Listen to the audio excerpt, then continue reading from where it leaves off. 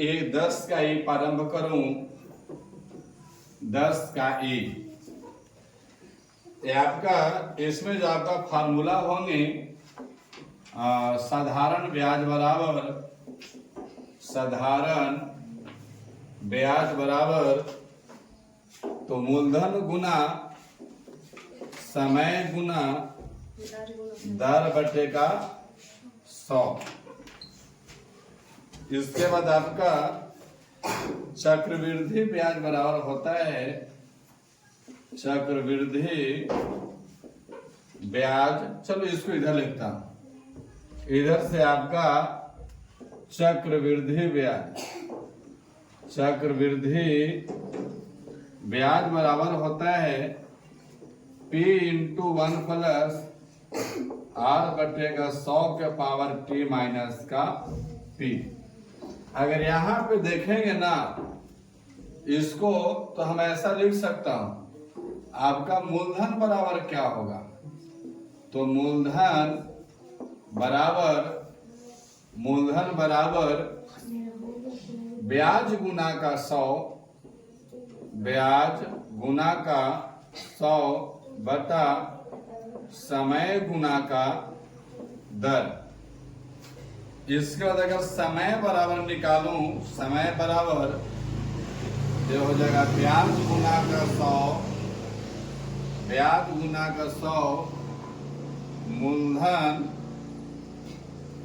मूलधन ब्याज गुना का 100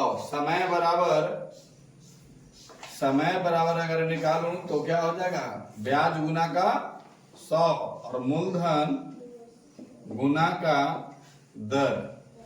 अगर दर बराबर निकालूं तो होगा ब्याज गुना का 100 और बटा मूलधन गुना का समय। ये आपका फार्मूला होते हैं। और अगर मैं मिश्रधन निकालूं, मिश्रधन बराबर ये हो जाएगा मूलधन और प्लस का ब्याज। ये आपका फार्मूला होते हैं। यहाँ आपका मिश्रधन बराबर क्या होता है, तो यहाँ मिश्रधन बराबर होगा तो P इंटू 1 प्लस R बटे का 100 के पावर T। इतने फार्मूला पे आपका 10 का ही जो है ना ये आपको समाप्त हो जाएगा। तो इसको अगर छापना चाहो तो छापो।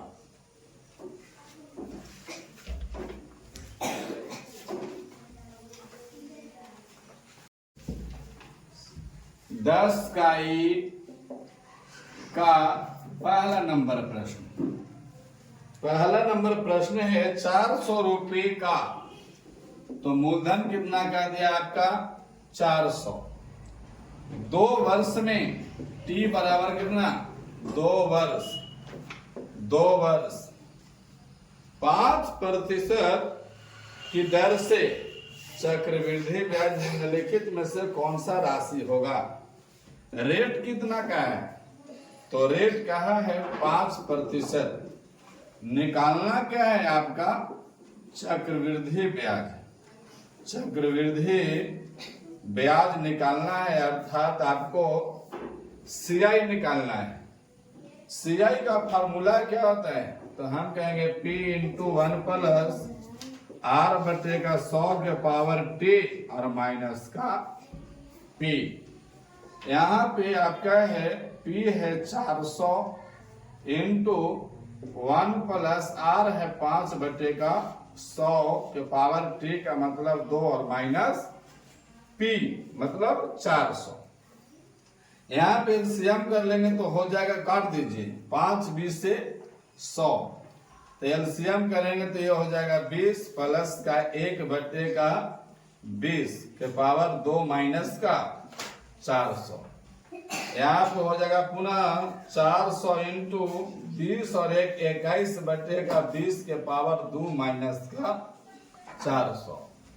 अब यहाँ पे आए इधर में, तो यहाँ पे आपका हो जाएगा 400 गुना 21/20 गुना 21/20 और माइनस का कितना 400 काट देंगे 20 से 400 और ये 20 से ये 20 21 गुना 21 और माइनस का 400 21 से 441 माइनस का 400 तो 441 में से 400 घटाएंगे तो CI बराबर क्या बच जाएगा, तो CI बराबर बच जाएगा 41 और यही आपको क्या है आंसर।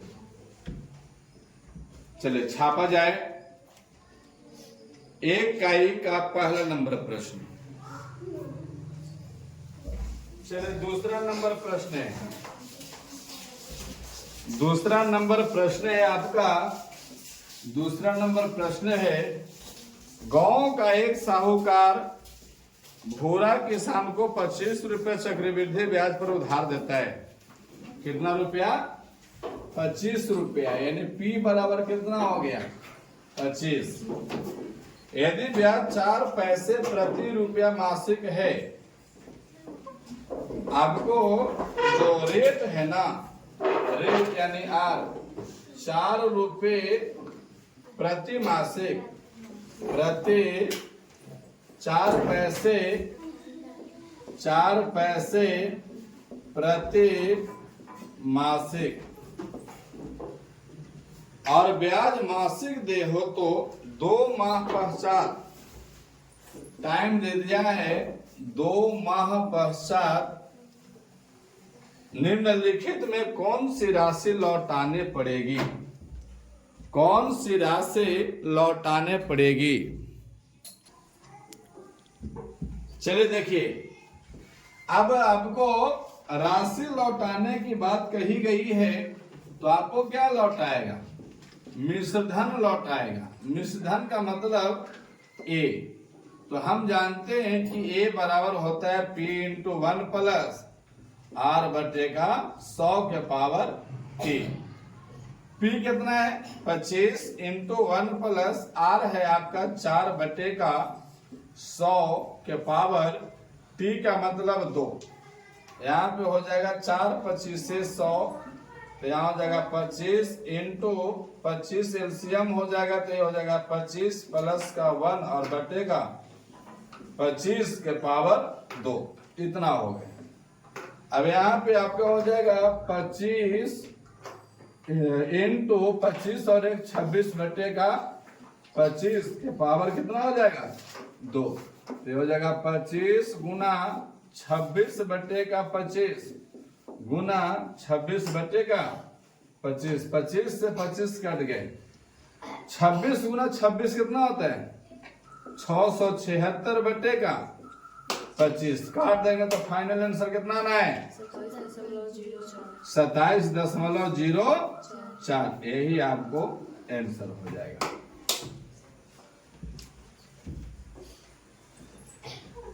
क्वेश्चन नंबर 3 देखेंगे। क्वेश्चन नंबर 3 है, रिक्त स्थान को पूर्ति कीजिए, यानी खाली स्थान को क्या करना है, भरना है। खाली स्थान को भरना है तो A में बोला है मिश्रधन, मिश्रधन बराबर यहाँ पे दिया है मूलधन इंटू 1 प्लस यहाँ पे दे दिया है खाली स्थान बटे का 100 और के पावर यहाँ पे क्या दिया हुआ है समय, तो यहाँ पे क्या भरा जाएगा, यहाँ पे भरा जाएगा आपका दर। चलिए B में आपको दिया है चक्रवृद्धि ब्याज बराबर यहाँ पे दिया है मूलधन इंटू 1 प्लस यहाँ पे दे दिया है दर और बटे का यहाँ पे दे दिया है खाली स्थान और के पावर यहाँ दे दिया है समय और माइनस यहाँ पे आपको दे दिया है खाली स्थान। तो यहाँ दर के नीचे क्या भरा जाएगा 100 भरा जाएगा और यहाँ क्या भरा जाएगा तो मूलधन। यही आपको खाली स्थान में भरने थे। अब बढ़ते हैं हम लोग क्वेश्चन नंबर 4 की ओर।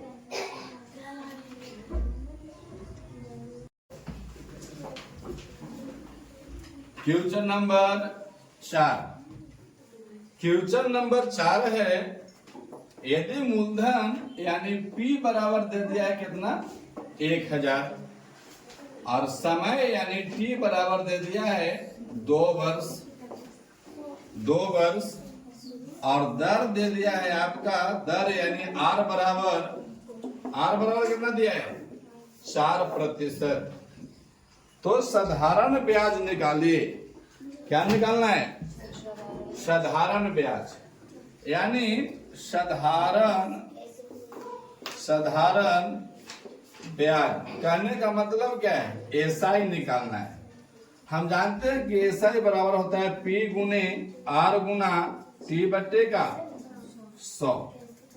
अब यहाँ मूलधन कितना है 1000, यानी यहाँ लिख देंगे एसआई बराबर 1000 गुना R है 4 गुना टाइम है 2 और बट्टे का 100।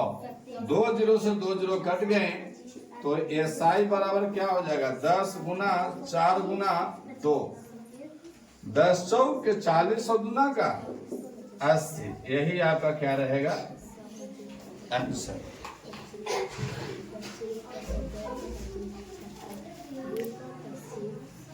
चलिए देखा जाए। प्रश्न है कहां पे है? 1 का 10 का ई 10 का ई में प्रश्न है 500 रुपए का 2 वर्ष में 5% वार्षिक ब्याज की दर से साधारण ब्याज और चक्रवृद्धि ब्याज का अंतर बताइए। 500 रुपए का, तो ये 500 रुपया क्या कहलाएगा? मूलधन। क्या कहलाएगा? मूलधन कहलाएंगे। मूलधन को हम लोग P से सूचित करते हैं और P बराबर कितना हो जाएगा 500। 2 वर्ष में समय कितना दिया है? समय यानी T कितना दिया है 2 वर्ष, 5% वार्षिक दर से। दर क्या है उसका? तो दर यानी R बराबर मैं क्या कर सकता हूं 5%। इसमें बोल रहा है कि साधारण ब्याज और चक्रवृद्धि ब्याज का अंतर बताइए। तो हम क्या करेंगे, एक बार साधारण ब्याज याद कर लेंगे और एक बार चक्रवृद्धि ब्याज याद कर लेंगे और ये दोनों में कितना अंतर है उसका मुझे दोनों का अंतर ढूंढ लेना है। तो हम निकालेंगे साधारण ब्याज बराबर साधारण ब्याज बराबर क्या होता है? तो हम कहेंगे P गुना R गुना T और बट्टे का 100। P कितना है 500 गुना R कितना है 2 गुना 5 कितना है 5 और टाइम कितना है 2 वर्ष और बट्टे का 100। 2 0 से 2 0 कट गए तो यहाँ पे साधारण ब्याज को मैं SI भी लिख सकता हूँ, सिंपल इंटरेस्ट। तो सिंपल इंटरेस्ट बराबर क्या हो जाएगा 5 गुने 5 गुना 2 बराबर 5 पचे 25 दुना 50। यानी कह सकते हैं कि साधारण ब्याज जो आए वो क्या रुपया आ गया 50 रुपया। अब मुझे ज्ञात क्या करना है चक्रवृद्धि ब्याज। तो लिखेंगे पुनः चक्रवृद्धि ब्याज बराबर चक्रवृद्धि ब्याज को हम CI कह सकते हैं, कंपाउंड इंटरेस्ट।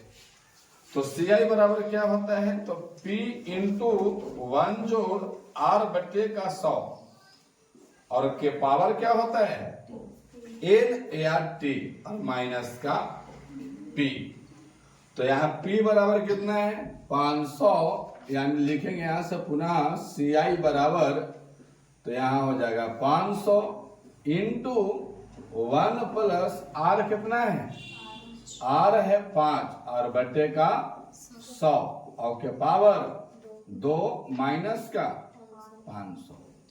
यहाँ पुनः CI बराबर 500 इंटू, यहाँ पे एलसीएम कर लेंगे तो यहाँ हो जाएगा 100 प्लस का 5 और बटे का 100 के पावर 2 माइनस का 500। यहाँ पे पुनः CI बराबर 500, यहाँ पे 100 और प्लस का 5 बराबर कितना हो जाएगा 100, 5 बटे का 100 के पावर 2 माइनस का 500। इसको काटना है, 5 से काट दे, 5 21 से और 5 20 से। यहाँ पे CI बराबर 500 इंटू 21 बटे का 20 के पावर 2 और माइनस का 500। पुनः CI बराबर 21 बटे 20 का पावर 2 है, इसका मतलब ये डाटा कितने बार लिखा गया है, 2 बार। तो यहाँ हो जाएगा 500 गुना 21 बटे का 20 गुना 21 बटे का 20 और माइनस का कितना हो जाएगा 500। काट देंगे 2 जीरो से 2 जीरो, यहाँ 21 से कैसे 441, तो 5 गुने 441, 441 और बटे का 2 गुना का 4 माइनस का 500। गुना कर लेंगे 5 से, 5 एकम 5, पंचौ का 20, पंचौ का 20 2 22 और बटे का 4 माइनस का 500। इसका कुछ नहीं तो बटा कितना है 1। अब यहां से मैं क्या करूंगा कि यहां पे घटाएंगे तो कितना हो जाएगा, भिन्न का घटाव करेंगे तो ये आपका हो जाएगा 4 एलसीएम। तो यहां से हो जाएगा 2205 और माइनस यहां पे पंचौ का 20 यानी कितना हो जाएगा 2000। अब 2205 में से 2000 घटाएंगे तो कितना आ जाएगा, तो हम कहेंगे 205 और बटे का 4 काट देंगे 20, 4 एकम 4 दशमलव 25। अब CI कितना आ गया 51.25। अब मुझे अंतर ढूंढना है, अंतर किसका अंतर, तो हम कहेंगे CI माइनस का SI।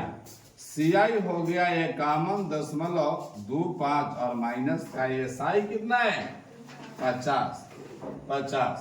तो घटाएंगे 51.25 में से 50 घटाएंगे तो कितना आ जाएगा 1.25 और यही आपका क्या रहेगा उत्तर।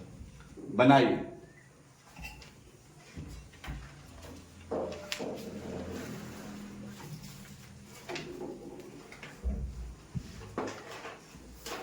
सिक्स नंबर प्रश्न देखो, 6